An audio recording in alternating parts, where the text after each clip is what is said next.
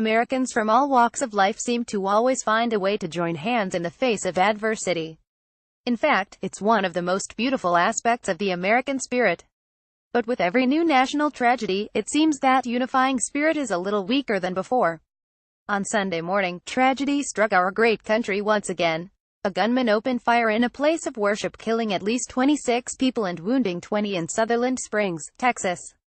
Even more heartbreaking, 8 of the 26 victims were members of the same family.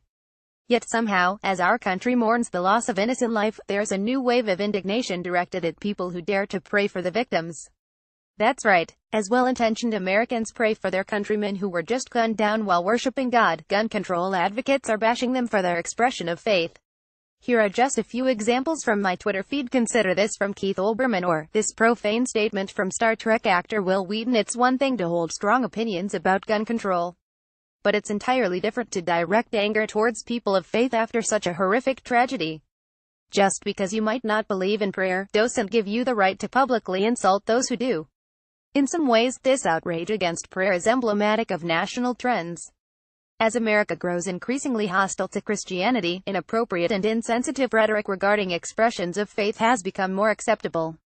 It seems the same people who pride themselves on advocating religious and cultural tolerance are the least tolerant when it comes to American Christians.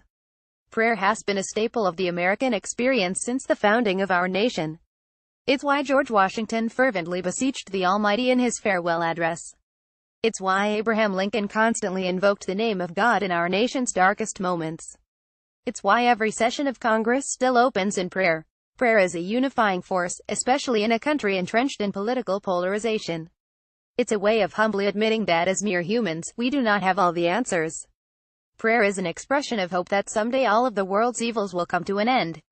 No matter how great gun control advocates think their policies may be, you can't legislate evil away. Certainly, it's important that policymakers engage in productive dialogue about methods to help mitigate future violence. But the most perfect legislation, if one ever existed, still leaves our country in need of the Almighty. As long as there is evil in this world, Americans should continue to exercise their right to pray for a brighter day.